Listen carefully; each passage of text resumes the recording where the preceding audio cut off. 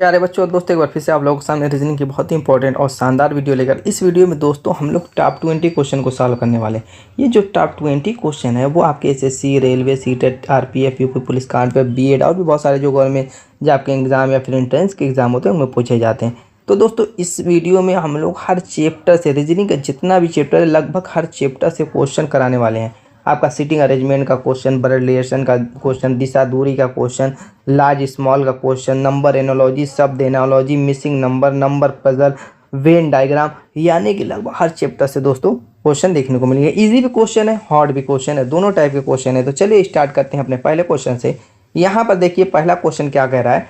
कह रहा है कि शब्द कैरेट में ऐसे कितने अक्षर युग्म हैं। हमेशा एक चीज़ ये ध्यान रखिएगा कि क्वेश्चन जो भी दिया है एग्जाम में उसको आराम से पढ़िएगा ताकि क्वेश्चन समझ में आए आप लोगों को कि वो कहना क्या चाह रहा है। अगर क्वेश्चन ही समझ में नहीं आएगा तो आप फिर उसका आंसर कैसे दे पाएंगे।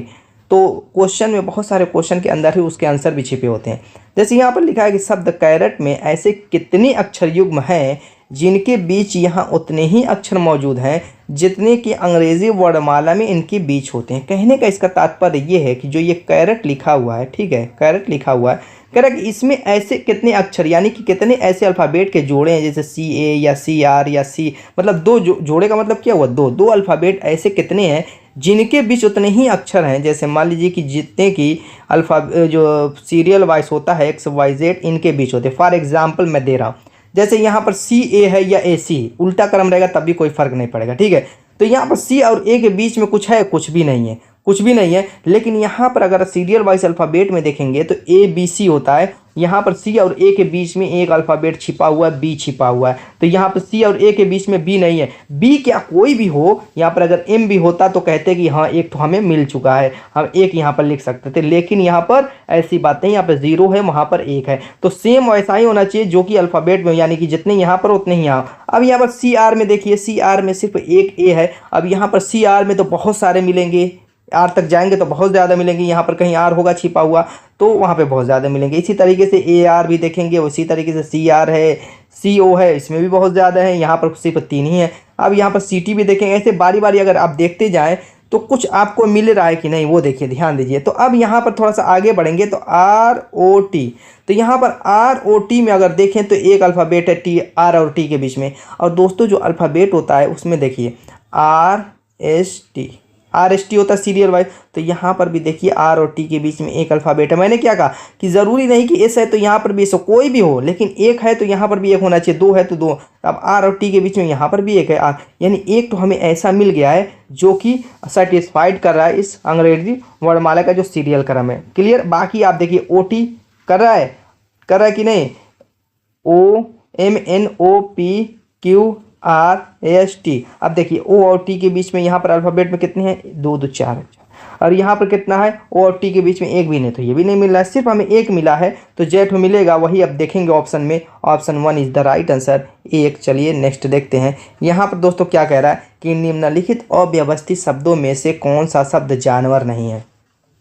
दो चीज़ें हम यहाँ पर हमें करना है। एक चीज़ तो जो ये शब्द दिए हुए हैं वो अव्यवस्थित है, मतलब इनके अल्फ़ाबेट को इधर उधर करके लिख दिया गया है। पहले तो उसको आप सीरियल क्रम में यानी सही मीनिंग वाला बनाएंगे, और दूसरा काम ये करना है फिर उसके बनाने के बाद उसमें से छांटना है कि कौन सा इसमें जानवर का नाम नहीं है। जैसे यहाँ पर टिकरेक दिया हुआ है, तो टिकरेक को अगर सही ढंग से इधर उधर एडजस्ट करें तो दिमाग लगाइए क्या बन सकता है। तो दोस्तों इंडिया में सबसे पॉपुलर जो गेम है वो आप जानते हैं क्रिकेट है। तो कहीं ना कहीं CRICKET, देखिए वही है CRICKET, यानी क्रिकेट बन रहा है पहला वाला, ठीक है। और दूसरा वाला अगर देखें तो सबसे ज़्यादा आजकल लोग क्या पी रहे हैं कोल्ड ड्रिंक के बाद, कोल्ड ड्रिंक तो गर्मियों में पीते हैं, ठंडे में सबसे ज़्यादा आप लोग आजकल चाय से ज़्यादा कॉफ़ी का चलन हो गया है। तो ये आपकी कॉफ़ी बन गई। तो सारी चीज़ें वही है, बहुत ज़्यादा आपको दिमाग नहीं ले। हाँ एक चीज़ मैं बता दूँ, देखिए रीजनिंग में क्या होता है कि इंग्लिश की भी अच्छी नॉलेज होनी चाहिए, हिंदी की भी अच्छी नॉलेज होनी चाहिए, दोनों लैंग्वेज की नॉलेज होनी चाहिए। और वैसे भी अगर आप एग्ज़ाम की तैयारी, गवर्नमेंट जॉब की एग्ज़ाम की तैयारी करें, एंट्रेंस की तैयारी करें, तो इन सब की नॉलेज नहीं रहेगी तो आप ऐसे ही एग्ज़ाम बीट नहीं कर पाएंगे, पहली चीज़। तो चलिए आगे चलते हैं। यहाँ पर अगर आपको मीनिंग याद है सारी चीज़ें तो आप फटाफट जान जाएंगे कि ये क्या टार दिया हुआ तो इसका क्या मतलब हो सकता है। आप कहेंगे कि राइट होगा, तीसरा भी मिल गया, और चौथा भी तुरंत कहेंगे ये लैथ पिन दिया हुआ है, तो इधर उधर दिमाग दौड़ाएंगे। तो अगर आपको मीनिंग मालूम है तो आप तुरंत कहेंगे तो एलिफेंट है, ELEPHANT, ठीक। तो यहाँ पर देखिए रेड भी जानवर है और एलिफेंट भी जानवर है, तो ये दोनों होंगे नहीं, क्योंकि ये कह रहा है कि जो शब्द चुनिए जो कि जानवर ना हो। अब बचा हुआ कॉफ़ी और क्रिकेट। कॉफ़ी और क्रिकेट दोनों मुझको जानवर नहीं लग रहा है, लेकिन क्रिकेट दोस्तों कहीं ना कहीं इसमें जानवर वाली चीज़ें होती हैं। जानवर का मतलब जानदार चीज़ें, जैसे फॉर एग्जांपल मुझको तो कहीं देखिए यहाँ पर ये कन्फ्यूज़न वाली चीज़ दिया था, कन्फ्यूज़न वाली चीज़ दिया हुआ है ही। क्रिकेट को अगर ध्यान से दिमाग लगाएं तो भले ठीक है इंसान खेलते हैं, लेकिन यह जानवर की बात कर रहा है, जानदार की बात नहीं कर रहा है, जानवर की बात कर रहा है। तो क्रिकेट क्या जानवर है? तो यहाँ पर ये भी मुझको लग रहा है कि जानवर नहीं है, और कॉफ़ी भी जानवर नहीं है। लेकिन जो रियलिटी है इसका आंसर जो है वो है कॉफ़ी का। तो आप दोस्तों हमें बताइए कि क्या ये कन्फ्यूज़न वाली चीज़ थी, और दूसरी चीज़ ये बताना है कि क्या कॉफ़ी ही सही है कि क्रिकेट सही है, या दोनों सही है, यानी क्रिकेट भी हो सकता है कॉफ़ी भी हो सकता है। तो ये आप लोगों के ऊपर है, मेरे हिसाब से ये कॉफ़ी परफेक्ट है। तो चलिए चलते हैं अपने नेक्स्ट क्वेश्चन की तरफ। अब यहाँ पर दिया हुआ कांस्टेबल, हेड कांस्टेबल, इंस्पेक्टर, और यहाँ पे मिस किया हुआ है। तो ये देखिए मिसिंग जो यहाँ पर शब्द दिया हुआ है वो क्या फील करेंगे। तो सबसे पहले समझना होगा कि ये चीज़ें दी क्या है। जैसे कांस्टेबल, ठीक है, अगर आपके पास थाना होगा, थाना, तो आप वहाँ पे जाएंगे तो आपको कांस्टेबल मिलेगा। कांस्टेबल जो होता है वो निचले दर्जे का जो है थाने का चार्ज लिए रहता है, यानी जो सबसे छोटी पोस्ट होती है, पोस्ट समझिए छोटी पोस्ट होती है, उससे थोड़ा सा जो बड़ी पोस्ट वाला रहता है उसको हेड कांस्टेबल कहते हैं। और उसके बाद उससे बड़ी पोस्ट वाले को क्या कहते हैं हमें वही लिखना है, और उससे बड़ी वाली को इंस्पेक्टर कहते हैं। यानी सीरियल क्रम में बढ़ रहा है, ये नहीं कि एक बैग बढ़ गया, नहीं, ये सीरियल कांस्टेबल के बाद हेड कांस्टेबल क्या आएगा वो लिखना, और उससे बड़ा होता है इंस्पेक्टर। तो यहाँ पर हेड कांस्टेबल से जो बड़ा होता है वो होता है उप निरीक्षक। Option 3 is the right answer. जिसका आंसर आता रहेगा दोस्तों आप कमेंट करते रहिएगा, ठीक है। नेक्स्ट देखते हैं। यहाँ पर जो है मिसिंग अल्फ़ाबेट निकालना है। यहाँ पर देखिए मिसिंग अल्फ़ाबेट है, तो कह रहा है MN, दो का जोड़ा है। MN यहाँ पर दिया हुआ, उसके बाद LO दिया हुआ, KP दिया हुआ, JQ दिया हुआ, IR दिया हुआ, HS दिया हुआ। तो यहाँ पर हम क्या करेंगे, सबका पहला पहला लेंगे। जैसे इसका पहला लिए तो M का पहला, इसका L, इसका K, इस तरीके से हम लिख लेंगे। यहाँ पर एक सीरीज़ बनाएंगे MLKJIH। उसके बाद क्या आएगा हमें नहीं पता। तो इसका सबसे बेस्ट एक तो तरीका है कि अभी इसको निकाल लेंगे क्योंकि ये थोड़ा इजी है, लेकिन जो तरीका है वो जानिए। हो सकता है कि इससे हाई फाई क्वालिटी का जो है क्वेश्चन दे दे। तरीका इसका ये होता है कि नंबरिंग कीजिए। तो मैं एक चीज़ बता दूं, अगर आप नए बच्चे, पुराने तो समझ ही रहे होंगे कि हर वीडियो में बताता रहता हूँ कि A to Z 1 से लेकर के 26 तक आप नंबर याद कीजिए, ठीक है, सीरियल वाइज। और इसका अपोजिट यानी A का Z होता है, B का Y होता है, X का जो है सॉरी C का X होता है। ये अगर आप अपोजिट क्रम वाला टोटल याद कर लेते हैं और 1 से 26 तक, तो 2-3 क्वेश्चन आपके एग्जाम में फंस जाएगा और उसको बहुत कम टाइम में कर लेंगे, ठीक है। ऐसे करना चाहेंगे बहुत टाइम भी लगेगा, उंगली पे गिनना, रफ पे लिखना, और साथ ही साथ यहाँ पर ये भी दिक्कत होगी, हो सकता है आंसर भी गलत आ जाए। तो यहाँ पर हम फटाफट चलिए कर लेते हैं। M का 13 होता है, L का 12 होता है, K का 11 होता है, J का 10 होता है, I का 9 होता है, H का 8 होता है। तो यहाँ पर देखिए 13 से 12 हुआ, 12 से 11 से 10 से 9 से 8 हो रहा है, यानी एक ही क्रम में घटता हुआ जा रहा है। तो यहाँ पर 7 हो जाएगा नेक्स्ट, और साथ में पे G होता है, यानी कि हमारा G आ चुका है पहला अल्फ़ाबेट। अब हमेशा एग्जाम में एक चीज़ और दिमाग में रखिएगा कि आपका ध्यान जो है ऑप्शन पे भी होना चाहिए। ऑप्शन में रहने का ये फ़ायदा है कि हो सकता है आपको अगला काम ना करना पड़े, हमें टाइम बचानी। किस तरीके से आपके एग्ज़ाम में टाइम बच जाए वही बेस्ट तरीका होता है दोस्तों। तो अब यहाँ पर आपको G मिल गया, तो ऑप्शन में देखेंगे कि इसके पहला G है, तो यहीं पर सिर्फ पहले नंबर पर G आ रहा है, तो इस पर टिक लगाएंगे, एग्जाम में आगे बढ़ जाएंगे। लेकिन यहाँ पर एग्जाम में हम बैठे नहीं, प्रैक्टिस कर रहे हैं। तो चलिए ये तो मैं तरीका बता दिया एग्जाम का, यहाँ प्रैक्टिस कर रहे हैं तो हम क्या करेंगे, हो सकता है कि यहाँ पर भी G दे दे, तो ठीक है। दूसरा तो हर हाल में निकाल, जरूर नहीं कि एग्जाम में एक ही में दे दे G तो हो जाएगा काम। कभी कभी ऐसा होता है, देखिए इसमें है, ये एग्जाम ही का पूछा हुआ है, CSL है, JSSC में है, 2018-2017 का क्वेश्चन है। अब यहाँ पर चूंकि G हो सकता है यहाँ पर भी G दे, दूसरा निकालना ही पड़ेगा। तो उसके लिए अब फिर दूसरी वाली सीरीज बना देंगे, NOP वाली, NOPQRS, ये तो सीरियल वाली बना, NOPQRST हो गया, GT हो गया ऑप्शन 3। चलिए सारी चीज़ें सीखेंगे, बारीकी से सीखेंगे, हर चीज़ का ढंग से जानेंगे, टाइम बचाने का ढंग, क्वेश्चन को कम टाइम में सॉल्व करने का तरीका। हम यहाँ पर भी सीरीज़ है, ये आपकी नंबर है, नंबर वाली सीरीज़। अभी हमने शब्द वाली सीरीज़ देखी, अल्फ़ाबेट वाली सीरीज़ देखी, अब ये संख्या वाली सीरीज़ है यानी नंबर वाली सीरीज़ है। चलिए इसको भी यहाँ पर लिख लेते हैं, थोड़ा सा वहाँ पे जगह की तंगी है। तो 3, 5, 35, 10, 12, 35 और दो संख्याएँ यहाँ पर गायब है, क्या ठो 2 ठो। तो चलिए फटाफट देखते हैं किस हिसाब से आगे बढ़ रही है, घट रही है, बढ़ रही, क्या हो रहा है। जैसे यहाँ पे 3 से 5 हो रहा है, ठीक है, +2 हो रहा है, लेकिन उसके बाद 35 हो जा रहा है, ये मामला फिट नहीं हो रहा है। उसके बाद क्या हो रहा है, 10 हो रहा है, फिर मामला घट गया। लेकिन यहाँ पर ध्यान दीजिए 10 से 12 हो रहा है, यहाँ पर +2 हो रहा है, फिर 35 आ गया, यानी कि 35 क्या है, ये तो रिपीट हो रहा है। इतना तो पता चल गया कि 2 अंक के बाद, जैसे यहाँ पर 3 और 5 2 अंक थे, ठीक है, 35 आ गया, फिर 10 और 12 2 अंक थे, फिर 35 आ गया। 2 अंक के बाद 35 आ जा रहा है, तो हमें इससे कोई मैटर नहीं है। क्यों मैटर नहीं है 35 का? क्योंकि 35 के बाद यहाँ पर 2 अंक जो आपको ढूंढने हैं वो 35 इन दोनों अंकों के बाद यहाँ पर आएगा, तो यहाँ की हमें कोई ज़रूरत ही नहीं है। उससे पहले वाले ये 10, 12 और 3, 5 में कौन सी लॉजिक लगी है हमें वही ढूंढना है। तो चलिए 3, 10, 12, तो यहाँ पर एक चीज़ तो ध्यान में रखेंगे कि 2 की बढ़ोतरी हो रही है, ये तो पता चल गया। लेकिन दोस्तों ये किस हिसाब से यहाँ से 5 से डायरेक्ट कूदा है 10 पे, यानी कि इससे ये पता चल रहा है कि +5 की बढ़ोतरी हो रही है। यहाँ पर एक पैटर्न से दूसरे पैटर्न में जाने पर +5 की बढ़ोतरी, यानी 12 जा रहा है, 12 से अब नेक्स्ट पैटर्न में जाएंगे तो +5 की बढ़ोतरी करेंगे, कितने की? तो यहाँ पर 17 हो जाएगा। और 17 में फिर यहाँ ये वाला रूल लगाएंगे, नीचे वाला +2 वाला, तो 17 2 19 हो जाएगा, यानी 17 और 19, option 2 is the right answer.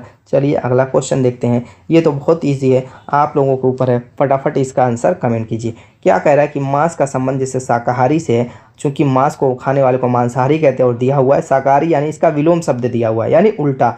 इसी तरीके से शराब का संबंध किससे होगा? चूंकि शराब पीने वाले को शराबी कहते हैं, तो शराब छोड़ने वाला यहाँ से निकलेगा मतलब, तो शराब छोड़ने वाले को क्या कहेंगे? पागल कहेंगे? बिल्कुल नहीं। अंतर्मुखी कहेंगे? बिल्कुल नहीं। मद त्यागी कहेंगे? बिल्कुल सही बात है। मद मतलब शराब, त्याग मतलब छोड़ना, मद त्यागी मतलब शराब छोड़ने वाला। हो गया। नेक्स्ट क्वेश्चन दोस्तों क्या कह रहा है कि डक का संबंध जैसे 69 से वैसे बेस्ट का संबंध किससे होगा? इसका बेस्ट तरीका ये है दोस्तों कि आप पहले जो जिसके बदले जो दिया हो, जैसे डक के बदले 69 दिया हुआ था, हम यहाँ पर डक लिख लेंगे, ठीक। और ये दिया हुआ 69, अब हम डक के बदले 69 कैसे ला सकते हैं? ये शुरू में ही स्टार्टिंग में 2 चीज़ें मैंने बताई थी, एक तो सीरियल क्रम याद कर लीजिए, एक इनका उल्टा क्रम याद कर लीजिए। तो सीरियल क्रम में आपको क्या करना है, पहले इनका सीरियल क्रम लिखिए। देखिए डी होता है चौथे पे, यू होता है आपका 21 पे, सी होता है तीसरे पे, के होता है 11 पे, और इनको जोड़ दीजिए। क्या कर दीजिए? जोड़ दीजिए। तो 3 1 4 1 5 4 9, और ये आपका 2 1 3 39 आ गया। यहाँ पर 69 है, बात तो बन नहीं रही है। तो दोस्तों फिर दूसरा तरीका अपनाएंगे, एक सीरियल क्रम वाला ले लिए, अब उल्टे क्रम रख देते हैं इनका मान। उल्टा क्रम का जो नंबर है वो रखने के लिए सबसे बेस्ट तरीका ये है कि 26 में से उसको घटा के +1 कर दीजिए। जैसे डी चौथे स्थान पे होता है, तो 26 में से 4 को घटाएंगे +1 कर देंगे, तो 26 में से 4 को घटाए 22, +1 किए 23, 23 यहाँ पर रख देंगे, फिर प्लस बनाएंगे। ऐसे यू होता है 22वें स्थान पर, 26 में से 22 को घटाए 4, यू होता है 21वें स्थान पे, ठीक है। और 26 में से अगर 21 को घटाए 5, 1 जोड़ देंगे 6, क्लियर। इसी तरीके से सी तीसरे पे होता है, तो 26 में से 3 को घटाएंगे 23 और 1 जोड़ देंगे तो यहाँ पे 24 हो जाएगा। ये उनका उल्टा क्रम निकल रहा है दोस्तों। ये मैंने बेस्ट तरीका बताया है, जिस नंबर पे हो उसको घटाइए और उसके बाद उसमें +1 कर दीजिए। बस ऐसे करते रहेंगे आप, उल्टे क्रम वाला नंबर निकलता रहेगा। तो ये बहुत शानदार ट्रिक है।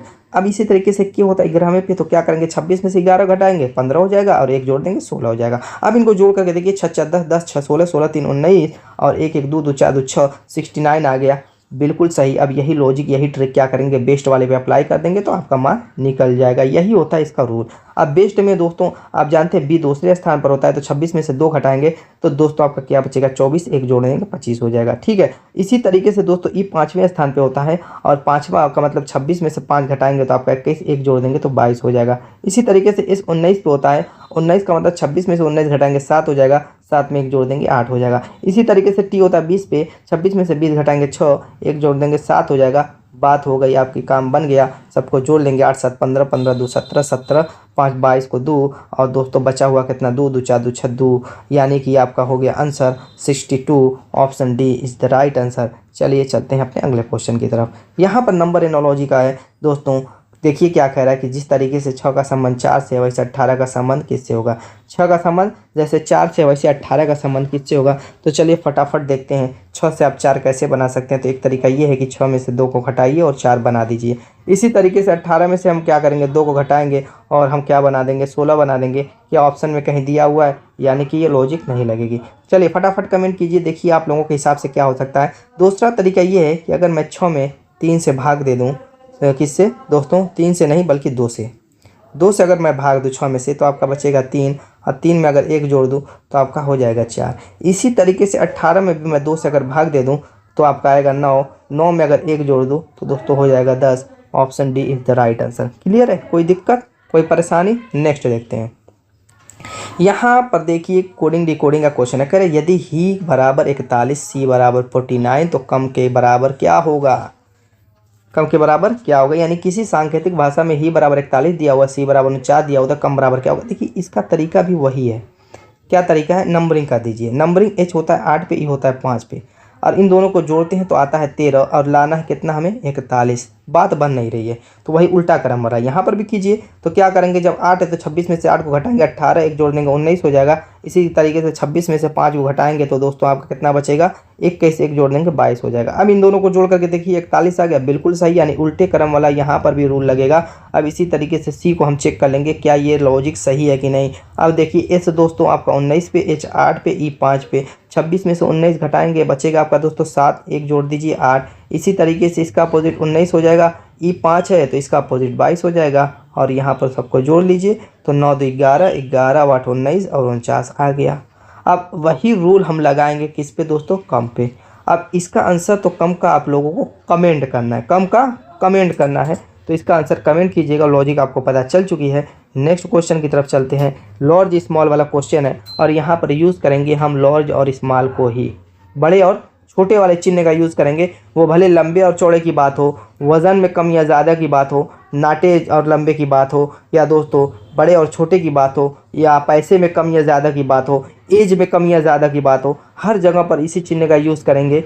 इसमें इसी टाइप के ही क्वेश्चन आते हैं, ठीक। तो इस चिन्ह का यूज़ करने का फ़ायदा आपको मैं बता दूं, एक तो आपको जगह कम से कम जगह में भी एडजस्ट हो जाएगा मामला, और समझ में आ जाएगा कि क्या हो रहा है जब कड़ियाँ एक दूसरे से जुड़ेंगी। तो चलिए क्वेश्चन करें, भी समझ में आ जाएगा। कह रहा है कि समीर सलमा से नाटा है। समीर, देखिए समीर कह रहा है कि सलमा से क्या है, नाटा। तो हम क्या कर सकते हैं, इस तरीके से लिखेंगे इसको कि सलमा, इसका मतलब इसका उल्टा समझिए, सलमा क्या है, समीर से लंबी है कि नहीं है। सलमा थोड़ा सा स्पेस हम दे देंगे, समीर से क्या है, इसलिए स्पेस देंगे कि किसी को बीच में अगर डालना पड़े, हो सकता है डालना पड़ जाता है, तो एडजस्ट करने के लिए वहाँ पे थोड़ा सा जगह छोड़ छोड़ करके ही लिखा जाता है। बेहतर तरीका मैं बता रहा हूँ कि किसी को बीच में अगर एडजस्ट करना रहेगा तो फिर काटा पीटी आपको करके टाइम वहीं बर्बाद करना पड़ेगा। तो चलिए यहाँ पर कह रहा है कि समीर जो है समीर सलमा से नाटा है। तो इस चिन्ह का मतलब यही हुआ कि समीर सलमा से छोटा है। तो मैंने कहा क्या कर, नाटे लंबे की बात हो, उम्र में कम ज़्यादा की बात हो, इस सारी जगह पे इसी चिन्ह का यूज़ करेंगे। तो इसका इस तरीके से भी तात्पर्य निकाल सकते हैं कि सलमा जो है वो समीर से लंबी है। दोनों मतलब निकल सकता है, लेकिन क्वेश्चन के अनुसार ही हमें चलना है। तो समीर क्या है, समीर सलमा से नाटा है। चलिए बात बन गई। आगे क्या कह रहा है कि पाल जो है समीर से लंबा है। अब पाल कह रहा है कि समीर से लंबा है। अब ये पाल नाम का कोई बंदा है, वो कह रहा है समीर से लंबा है, लेकिन वो सलमा से लंबा है कि नाटा है ये तो कह नहीं रहा है। इसीलिए हम इसको अभी यहीं पे रहने देंगे और सिर्फ ये दिखा देंगे कि ये क्या है, समीर से, इस तरीके का चिन्ह क्या बता रहा है, समीर से बड़ा है यानी समीर से लंबा है। पाल क्या, समीर से लंबा है। लेकिन आगे क्या कह रहा है कि सुदीन सलमा से लंबा है। क्या कह रहा है कि सुदीन नाम का कोई बंदा है, क्या है सुदीन, वो सलमा से लंबा है। ये क्या दर्शा रहा है कि सलमा से लंबा है। आगे क्या कर रहा है, लेकिन हसन से नाटा है। लेकिन ये जो सुदीन है ये किससे नाटा है, हसन से। किससे, हसन से नाटा है। बात बराबर समझ में आ रही बात, सारी चीज़ें। तो क्वेश्चन के अनुसार ही हमें चलना है और कुछ नहीं करना है। बाकी चीज़ें खुद ब खुद क्लियर होती जाएंगी जैसे जैसे आप कड़ियाँ बनाते रहेंगे, जोड़ते रहेंगे। देखिए आपको यहाँ पर चीज़ बता दूँ, ब्लड रिलेशन का क्वेश्चन, सीटिंग अरेंजमेंट का क्वेश्चन, दिशा दूरी का क्वेश्चन, इस तरीके का क्वेश्चन, ये सारे क्वेश्चन के अनुसार ही सॉल्व करने रहते हैं। उसमें कड़ियाँ जुड़ती हैं, वो ऑटोमेटिकली पता चलता जाएगा। जैसे जैसे क्वेश्चन में आगे बढ़ते जाएंगे सारी चीज़ें क्लियर होती जाएंगी और क्वेश्चन का आंसर निकल जाएगा।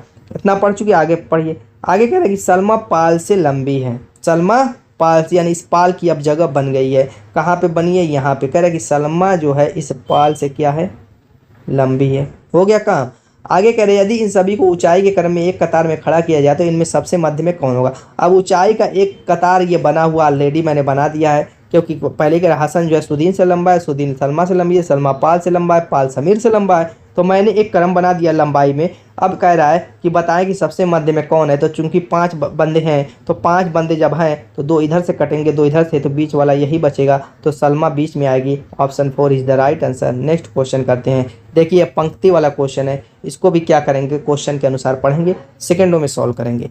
क्या करें, बत्तखों की एक पंक्ति में बत्तख x किसी भी तरफ से 18वां है। यानी बत्तखों की एक पंक्ति है और बत्तखों की संख्या कह रहा है कि x है, और बत्तखों की किसी संख्या में x जो बत्तख का समझ लीजिए नाम या जो भी समझिए, कह रहा है कि बत्तखों की एक पंक्ति है, यानी कि बहुत सारी बत्तख इस तरीके से पंक्ति में बैठी हुई हैं। ऐसे समझिए इजली, बहुत सारी बत्तख एक पंक्ति में बैठी हुई हैं जिसमें एक बत्तख किसी भी तरफ से 18वें स्थान पे है। यानी कि वो क्या है, दाएं से भी 18वें स्थान पे है और बाएं से भी क्या है, 18वें स्थान पे है। कोई बत्तख है, वो बहुत सारी बत्तखें हैं पंक्ति में बैठी हुई हैं, जिसमें जो एक बत्तख के बारे में बात कर रहा है वो बत्तख क्या कह रहा है कि दाएं तरफ से भी 18वें स्थान पे है, बाएं तरफ से भी 18वें स्थान पे है। तो कह रहा है कि पंक्ति में कितनी बत्तख है। सिंपल सा एकदम साधारण सा क्वेश्चन है दोस्तों। जब भी ऐसा क्वेश्चन रहे, दोनों तरफ से इनके स्थान दिए हों, 18 19 हो, 20 18 हो, 15 15 हो, कुछ भी हो इस दोनों अंक की जगह, चूंकि यहाँ पे 18 18 है तो इन दोनों नंबरों को जोड़ेंगे और बस एक माइनस कर देंगे, आपका आंसर आ जाएगा 18 दूना 36 में से घटाएंगे 35। Option 3 is the right. Next, seating arrangement का क्वेश्चन लग रहा है मुझको। चलिए देखते हैं। कह रहा है कि 5 मित्र एक पंक्ति में दक्षिण दिशा में मुंह करके बैठे हैं। तो ये थोड़ा सा दिशा के भी बारे में जान लीजिए, आगे भी काम आएगा। देखिए ये पूरब साइड होती है, ये पश्चिम, नीचे दक्षिण, आपका ऊपर उत्तर, ये 4 दिशाएं होती हैं। बाकी और 4 दिशाएं के साथ अभी नेक्स्ट क्वेश्चन में करेंगे तो जानेंगे, ठीक है। यहाँ पे इतनी 4 दिशाएं समझिए। नीचे होता है दक्षिण और ऊपर होता है उत्तर। ज़्यादातर दक्षिण उत्तर का इसमें यूज़ होता है, कहीं कहीं पे भी पूरब का भी यूज़ हो जाता है। तो इसको समझिए, इसमें दायां बायां समझना रहता है। मेन क्या है, दायां बायां। तो जब दक्षिण दिशा की तरफ मुख करके बैठे रहेंगे, जैसे इधर का, नीचे की तरफ का, तो इसमें क्या होगा, जिधर आपका दायां है उधर इनका बायां होगा, और जिधर आपका बायां है उधर इनका दायां होगा। ये उल्टा हो जाता है। अब यही अगर उत्तर दिशा की तरफ मुख रहेगा, उत्तर दिशा की तरफ, तो दोस्तों जिधर आपका दायां उधर इनका दायां होगा, जिधर आपका बायां उधर इनका बायां होगा। ये दायां बायां की थोड़ा सा कन्फ्यूजन होती है, बस यही बताने की कोशिश कर रहा था, कुछ है नहीं इसमें। ठीक समझ में आ गया। दक्षिण दिशा की तरफ आपका उल्टा होगा, उत्तर दिशा की तरफ बिल्कुल आपके क्रम में होगा, बस यही चीज़ है। चलिए अब क्वेश्चन की तरफ चलते हैं। अब आपको समझ में आएगा धड़ाधड़ क्या करना है। अब यहाँ पर सब मैं साफ कर देता हूँ, क्लियर कर देता हूँ और चलते हैं क्वेश्चन की तरफ। क्वेश्चन को पढ़ेंगे, इसी तरीके से क्वेश्चन को पढ़ते जाएंगे और करते जाएंगे।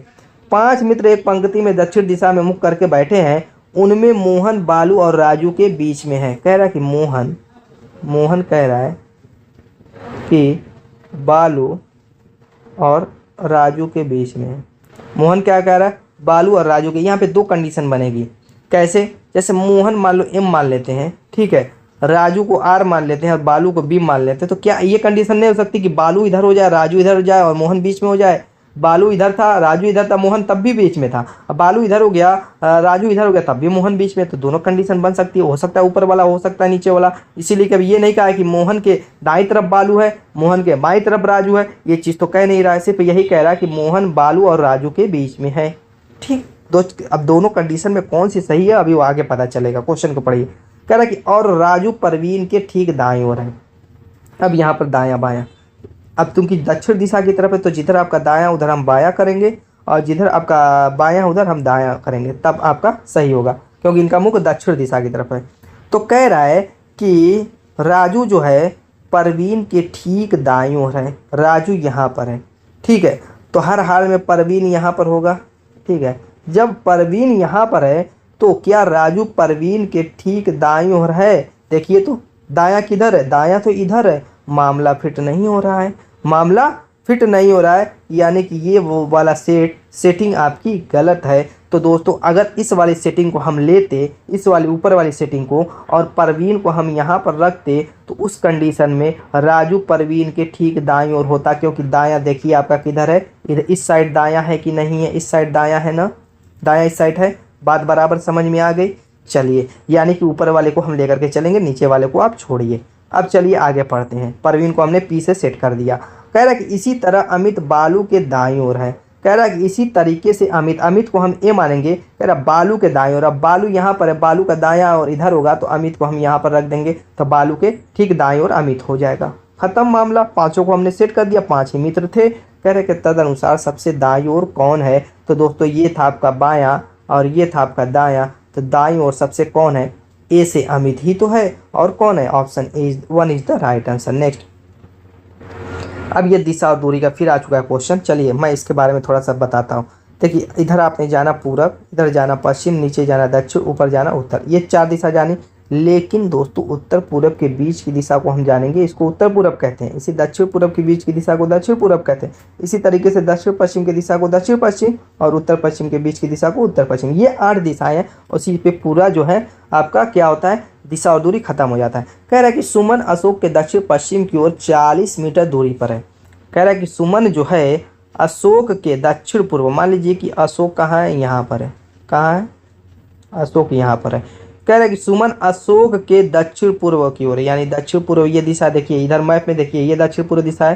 कह रहा है कि 40 मीटर दूरी पर है, कौन है, सुमन है, सुमन यहाँ पर है, इसका मतलब। आगे आगे कह रहे हैं प्रकाश अशोक के दक्षिण पूर्व की ओर 40 मीटर दूरी पर है। अब कह रहा है प्रकाश जो इस अशोक के किधर, दक्षिण पूर्व, इधर होगा कि नहीं, देखिए आपका दक्षिण पूर्व है, दक्षिण पूर्व की ओर कौन है भाई, प्रकाश है, कौन है, प्रकाश है, वो भी 40 मीटर की दूरी पर है दक्षिण पूर्व की ओर, किसके, अशोक के। बात बराबर समझ में आ गई। आगे क्या कर रहा है, प्रकाश सुमन के किशोर है, प्रकाश कह रहा है सुमन के किशोर है, यानी कि ये दिशा पूछ रहा है, ये सुमन है, सुमन के प्रकाश कौन किस दिशा में, इधर दिशा में है, वही पूछ रहा है कि प्रकाश जो है इस सुमन के किस दिशा में है। तो दोस्तों सुमन से प्रकाश की दिशा को ये दर्शा रहा है, ये इंडिकेट जो रेड कलर वाला है यही दिशा पूछ रहा है, तो ये दिशा पूरब वाली है, कौन सी है, पूरब वाली, option 2 is the right answer. सभी ज़्यादातर क्वेश्चन मैंने रिपीटेड करा है, देखिए SSC CGL 2019, UPSSC 2020 में पूछा है। नेक्स्ट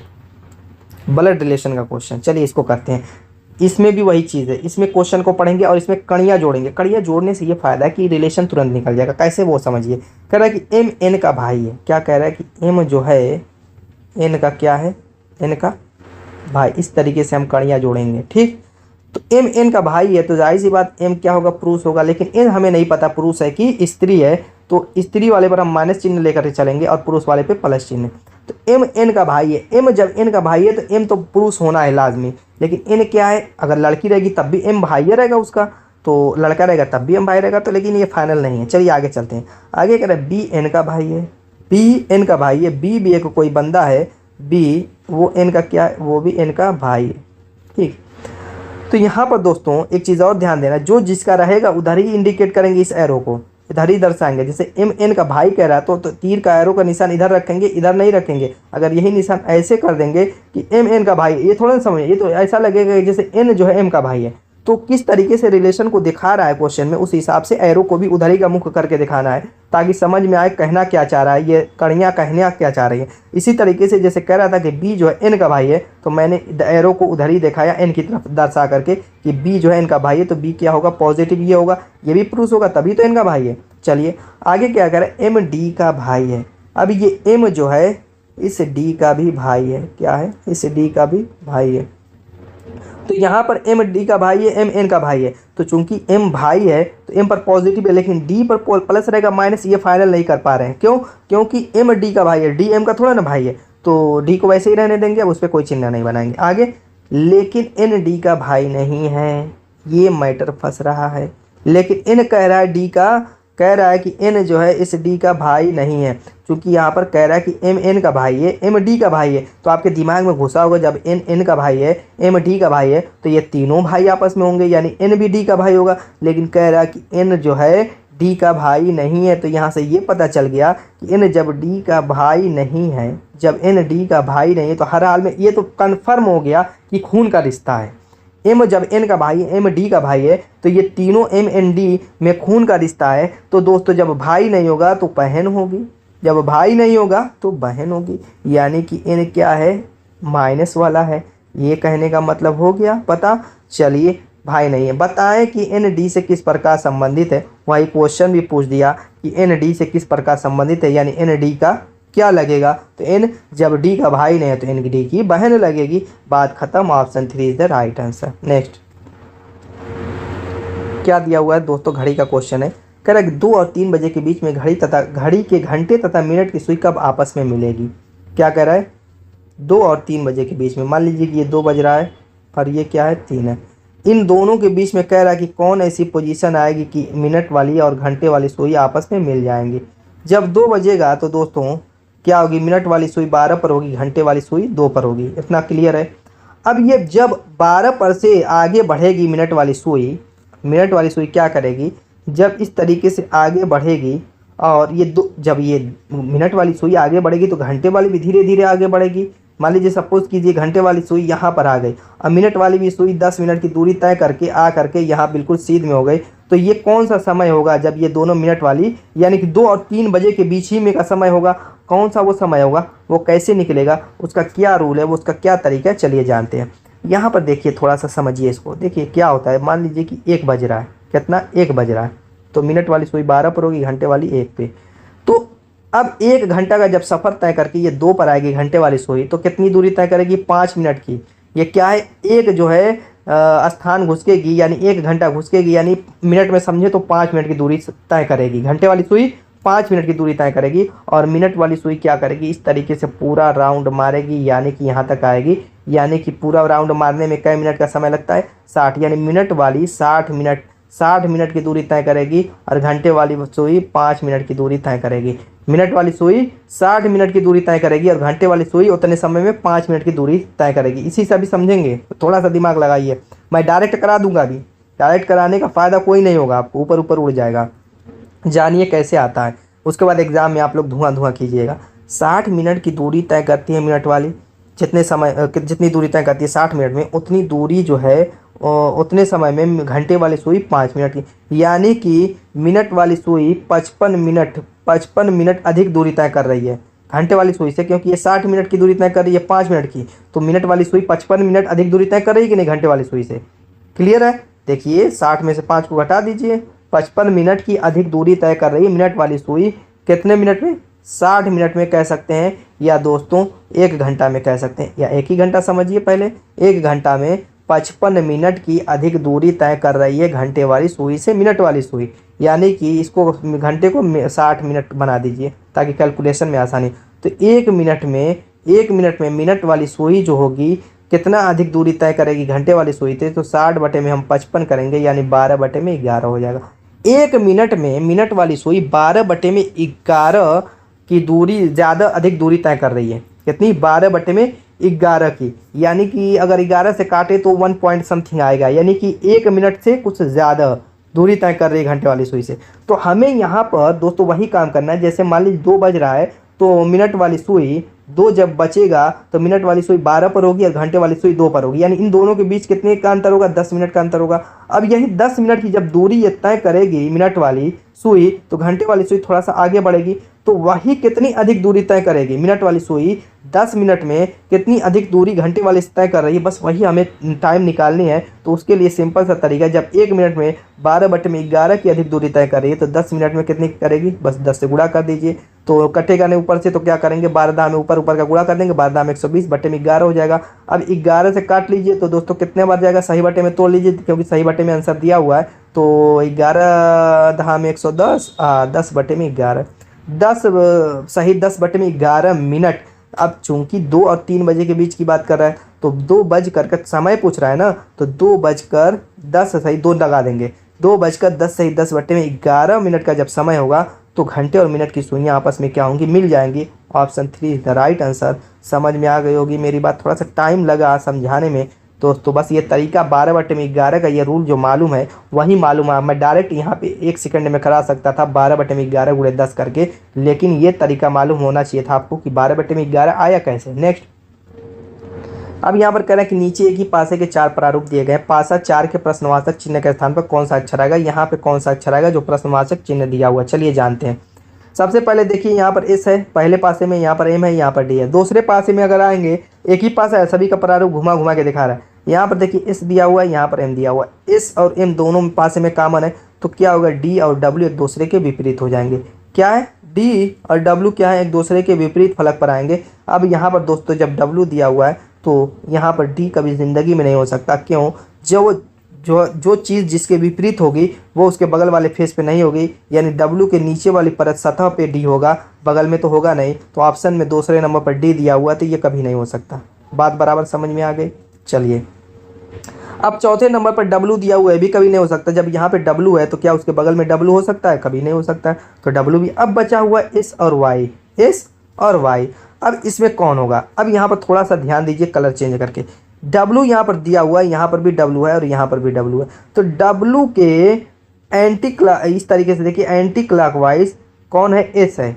तो दोस्तों डब्ल्यू के एंटी क्लॉकवाइज यहाँ पर न एस होगा, डब्ल्यू के क्लॉकवाइज तो एस हो नहीं सकता। तो चूंकि क्लॉकवाइज वाली जगह खाली है, तो एंटी क्लॉकवाइज एस है, तो क्लॉकवाइज एस तो हो नहीं सकता, यानी ऑप्शन 1 भी ऑप्शन आपका गलत है। तो बचा हुआ वाई, यानी यहाँ पर वाई होगा। Option 3 is the right answer. कुछ ऐसे डाइस के क्वेश्चन होते हैं जिनमें एकदम अलग थलग रूल काम करता है। बाकी तो मानक पासा, सामान्य पासा, ये सिंपल सा तरीका है जो बहुत सारे क्वेश्चन मैं आपके वीडियो में करा चुका हूँ अलग अलग वीडियो में, वो तो आप देख सकते हैं। थोड़ा सा ये यूनिक तरीका था और यूनिक टाइप का क्वेश्चन था, तो मैं सोचा कि ये भी करा दूँ। चलिए अगला क्वेश्चन देखते हैं। ये प्रतिबिंब क्वेश्चन है, इसको जानते हैं, इसके रूल के समझते हैं। प्रतिबिंब में होता क्या है, ये कौन सा प्रतिबिंब, वो देखिए पहले। जल प्रतिबिंब, दर्पण नहीं, दर्पण वाला भी करा चुका पिछली वीडियो में, देख लीजिएगा। तो मैं सोचा जल प्रतिबिंब करा दूं। तो जल प्रतिबिंब में तो इस तरीके से होता है जल, ठीक है। यहाँ पर मान लीजिए ए है, तो कैसा प्रतिबिंब बनेगा, ए है तो इसका प्रतिबिंब ऐसे उल्टा हो जाता है। ये क्या होता है, ऊपर से नीचे एक दूसरे पलट जाते हैं। ऊपर से नीचे क्या होता है, पलट जाता है, चेंज होता है। देखिए प्रतिबिंब कैसा बना, ए का ऐसे घूम गया नीचे से ऊपर, बस, और कुछ इसमें रूल नहीं है। दर्पण प्रतिबिंब थोड़ा सा इससे मुश्किल है, लेकिन जल प्रतिबिंब बहुत ईजी है। इसमें बस एक ही रूल काम करता है। इसमें भले यहाँ पर 10 कितना भी दे दिया जाए, बी दे दिया जाए या कोई संख्या दे दी जाए, तो क्या हो जाएगी, ये जो है पूरा का पूरा ऐसे ही पलट जाएगा दोस्तों। जैसे 2 है तो आपका 2 क्या हो जाएगा, इस तरीके से बन जाएगा। बी आपका क्या हो जाएगा, ये भी आपका पलट करके ऐसे हो जाएगा, इस तरीके से बनेगा, ठीक है। दर्पण का रूल अलग है, इसका रूल अलग है। तो हम फिलहाल जल वाला क्वेश्चन है तो जल ही वाला जानते हैं। चलिए यहाँ पर दिया हुआ देखिए PQ8 AF5 BZ9, इसका कह रहा है कि जल प्रतिबिंब कैसा होगा। तो इसका जल प्रतिबिंब देखिए, यहाँ पर P तो बिल्कुल सही है, Q भी ठीक लग रहा है, R भी सही लग रहा है, A भी सही है, लेकिन F सीधा दे दिया, ये गलत हो गया। क्या है, F सीधा दे दिया है, छोड़िए इसको। अब यहाँ पर देखिए P सही है, लेकिन यहाँ पर Q सीधा दे दिया, ये भी नहीं होगा। अब यहाँ पर देखिए P ठीक है, Q ठीक है, H सही है, यहाँ पर A सीधा दे दिया तो ये भी नहीं होगा। तो अब चौथा तो आग बंद करके आप टिक लगा देंगे। तो चेक भी कर लेते हैं, P ठीक है, उल्टा दिया हुआ, Q भी दिया हुआ, 8 AF5 BZ9, ठीक है। ये आपका 4 इज द राइट आंसर। समझ में आ गई। नेक्स्ट, अब इसको करते हैं, बड़ा मज़ेदार क्वेश्चन है, पजल वाला क्वेश्चन। यहाँ पर कह रहे हैं मिसिंग संख्या। इसके रूल को समझिए किस तरीके से इसको लॉजिक को ढूंढा जाता है। बहुत ज़्यादा दिक्कत हो जाती है कुछ बच्चों को, उनको समझ में नहीं आता कि रो में हम ढूंढें कि कॉलम में ढूंढें, ट्रिक ढूंढें किस साइड कैसे ढूंढें। तो उसका सबसे बेस्ट तरीका है, जिधर बड़ी संख्या दिखे उधर ही भागिए आप। जिधर रुपया ज़्यादा दिखे उधर ही भागना है। तो इसी तरीके से जिधर बड़ी संख्या दिखे उधर ही से हम लॉजिक ढूंढेंगे, यानी इस तरीके से, किस तरीके से, इस तरीके से। रूल नंबर 1 मैं अभी बता रहा हूँ, रूल नंबर 2 क्या है वो अभी जानेंगे। पहला नियम यह है कि जिधर बड़ी संख्या उधर जाइए, यानी कॉलम में है तो कॉलम में ही ढूंढेंगे, हम तलाशेंगे कैसे लॉजिक काम कर रही है। एक चीज़ साफ हो गई। दूसरी चीज़, जहाँ पर मिसिंग संख्या निकालनी रहे, जैसे यहाँ पर मिसिंग संख्या निकालनी है, तो आप उसी हिसाब से हम देखेंगे कि यहाँ पर 14 कैसे आया और 6 कैसे आया, उसी लाइन वाले में। अब 6 को देखना है कैसे आया, तो यहाँ पे बचे हुए बाकी अंक 10, 5 और 42 हैं। तो 10, 5 और 42 की हेल्प से ही हमें 6 लाना है। बस लॉजिक ढूंढिए, काम बन गया। 10 और 5 और 42, देखिए अगर 10 और 5 को जोड़ते हैं तो 15 होगा, और 42 में से घटाते हैं तो कितना आ रहा है आपका, देखिए तो घटा करके ये आपका हो जाएगा 12, घटेगा 7 आएगा, और ये दोस्तों आपका हो जाएगा 3 घटेगा तो 2, 27 आएगा, और लाना है 6। बात बन नहीं रही है, एक तरीका और है। 42 में अगर हम 2 से भाग दे करके घटाएं तो आपका 21 हो जाएगा। 21 में से 15 घटाएंगे तो 6 आ जाएगा, बिल्कुल सही है। यानी कि बड़ी वाली संख्या में पहले, जैसे यहाँ पे 68 है, उसमें हम 2 से भाग दे रहे हैं, उसके बाद इन दोनों को आपस में यानी 17 + 3 करके जोड़ करके, यानी 17 + 3 करके जोड़ करके घटा दे रहे हैं। बात हो जाएगी बराबर, यानी 2 3 6, 2 चौको 8 - 20 हो जाएगा 14। बिल्कुल सही लॉजिक काम कर रही है। सेम काम यहीं पर वही भी करना है। 92 है, 2 से पहले भाग दे लीजिए। 92 में 2 से भाग देंगे, 2 चौको 8, 2 छक्का 12, 46 हो जाएगा। माइनस करेंगे 15 और 8 को जोड़ेंगे तो दोस्तों 23 हो जाएगा। घटाएंगे तो 23 आएगा। Option 1 is the right answer. Next, गणितीय संक्रिया क्वेश्चन है। करें यदि प्लस बराबर गुणा, माइनस बराबर भाग, गुणा बराबर प्लस, भाग बराबर माइनस होता है, निम्नलिखित में से कौन सा समीकरण सही है। इसको हम ऑप्शन से सॉल्व करेंगे। ऑप्शन से सॉल्व ये करना है, जिसके बदले जो चिन्ह कन्वर्ट करने के लिए कह रहा है वही कन्वर्ट कर देना, बाकी संख्या को ज्यों आते हुए रखना है। जैसे पहले ऑप्शन को हम चेक करेंगे, 18 है, 18 को हम ऐसे ही रहने देंगे, ठीक है। भाग है, भाग की जगह क्या कह रहा है, भाग को कह रहा है कि माइनस में बदलिए। देखिए यहाँ पर लास्ट में भाग बराबर माइनस है तो माइनस लिख देंगे और 6 बना देंगे। प्लस है, प्लस बराबर कह रहा है गुणा, गुणा बनाएंगे 4 लिख देंगे। माइनस बराबर भाग कह रहा है, भाग बनाएंगे 2 लिख देंगे, और भाग बराबर माइनस तो 3 लिख देंगे, और इसी के बराबर लाना कितना 22। तो चलिए, बोर्ड मास कहता है कि पहले ब्रैकेट तो है नहीं, तो चिन्हों में सबसे पहले भाग को निपटाइए। तो यहाँ पर भाग देंगे तो 2 दूना 4, 2 जाएगा और 2 आएगा। उसके बाद कह रहा है गुणा निपटाइए, 2 का 6 में गुणा कर देंगे तो 6 दूना के 12 हो जाएगा। बचा क्या, 18 - 12 - 3। अब देखिए घटा करके ये माइनस माइनस जुड़ जाएगा, 12 3 15 हो जाएगा। 15 - 15 यार प्लस 18 घटाएंगे तो बचेगा 3 आ रहा है, और आना चाहिए 22, यानी कि ये ऑप्शन होगा नहीं। बहुत स्पीड में इसको चेक करना रहता है दोस्तों, ठीक है। ऐसे ही चेक करेंगे आप फटाफट। हो सकता है पहले स्थान पे आ जाए, दूसरे स्थान पे मिल सकता है, कभी कभी ऐसा होता है चौथे वाला भी मिलता है, तो उसमें टाइम थोड़ा ज़्यादा लग जाती है। तो यहाँ पर देखिए 18 माइनस क्या है, 18 माइनस की जगह क्या करना है दोस्तों, भाग करना है, भाग कर दीजिए 6। गुणे की जगह दोस्तों क्या करना है, प्लस करना है, प्लस कर दीजिए 7। भाग की जगह माइनस करना है, माइनस कर दीजिए 2। प्लस की जगह क्या करना है, गुणा करना है, गुणा कर दीजिए 8। अब इसमें भी वही काम करेंगे, तो 6 से भाग देंगे तो 36 के 18, 3 बचेगा 3, और यहाँ पर 8 दूना के 16 हो जाएगा। 3 और 7 3 10, 16 घटाएंगे दोस्तों तो ये -6 बचेगा, क्योंकि 16 वाला माइनस में है, तो ये भी बात नहीं बनी। अब यहाँ पर दोस्तों तीसरा देखेंगे तो 18 है, और दोस्तों यहाँ पर क्या है, गुणा है, तो गुणा का मतलब प्लस होता है, प्लस लिख लीजिए, 6 लिख लीजिए, और उसके बाद क्या है, माइनस है, माइनस कह रहा है दोस्तों क्या, भाग, तो भाग बनाइए 4 बना दीजिए, फिर प्लस को गुणा करा है, गुणा बनाइए 7, और गुणे को प्लस करा है, प्लस बनाइए 8। बात हो गई बराबर। अब चलिए चलते हैं, सॉल्व करते हैं। यहाँ पर सॉल्व करेंगे तो दोस्तों मामला सेट नहीं हो रहा है, दशमलव में आ रहा है, दशमलव में आ रहा है, तो उसका तरीका एक और है, क्या करेंगे, इसको हम बटा मान लेंगे। बटा मानने का ये तरीका है, तो इसको काट लेंगे जिससे कटेगा, जैसे 2 3 6 3 से कट रहा है, ये 2 दूना 4 2 से कट रहा है। गुणे में जो है उसको हम काट करके देखेंगे तो नहीं आएगा, हर हाल में दशमलव में आ रहा है, और ये दशमलव में नहीं दिया हुआ है, तो 47 पूरी संख्या दी हुई है, यानी पूर्णांक है, तो दशमलव वाले में संख्या नहीं है, तो ये भी गलत हो गया। अब ये लास्ट वाला अगर एग्जाम में बैठे हैं तो जब 3 गलत हो गया तो चौथा हर हाल में सही होगा, इस पर हम टिक लगाएंगे, आगे बढ़ जाएंगे। कभी गलती मत कीजिएगा कि इसको चेक करने लगिएगा, 3 जब गलत हो गया ऑटोमेटिकली चौथा सही होगा, लेकिन यहाँ पर हम चेक करेंगे आखिर कैसे सही है। जैसे 18 हो जाएगा, प्लस दिया हुआ है, प्लस का मतलब गुणा कर रहा है 6 हो जाएगा, माइनस की जगह भाग कर रहा है 4 हो जाएगा, गुणे की जगह प्लस कर रहा है प्लस हो जाएगा 2, अब भाग की जगह -3। अब यहाँ पर भी वही हाल है, यहाँ पर भी भाग करेंगे तो दोस्तों दशमलव में आ गई संख्या, तो क्या करेंगे, इसको भी बट्टे में कर लेंगे, बट्टे में करके काटेंगे, 2 दूना 4 2 3 6 हो जाएगा, यानी कि 18 गुणे 3/2 प्लस 2 -3। आप कहेंगे बट्टे में दशमलव में आएगा, ये भी दशमलव में ना आ जाए, ऐसी बात नहीं है। यहाँ पर चूंकि 7 था गुणे में, तो 2 से 7 नहीं कट रहा था, लेकिन यहाँ पे 18 है, 2 से ऊपर नीचे आप काटेंगे तो 2 से काटेंगे 2 9 18 कट जाएगा, और उसके आप बाद गुणा करेंगे तो 9 3 27 हो जाएगा। अब प्लस 2 ये है ऑलरेडी, इसको कर लेंगे और -3 कर लेंगे। अब देखिए 27 2 29 हो जाएगा, 29 में से 3 घटाएंगे दोस्तों 26 हो जाएगा। ऑप्शन में देखिए 26, ये बिल्कुल सही है, देखिए इसके बराबर 26 दिया हुआ है, सॉल्व करने के बाद बिल्कुल सही है चौथा। नेक्स्ट देखते हैं, यहाँ पर वेट डायग्राम का क्वेश्चन है, कह रहा है कागज पुस्तक लेखन सामग्री, 3 नाम है, 3 तो सर्किल लेंगे, एक का नाम कागज रखेंगे, के से एक का नाम पुस्तक रखेंगे, पी से और एक का नाम लेखन सामग्री यानी एल और एस लिखेंगे। बात समझ में आ गई।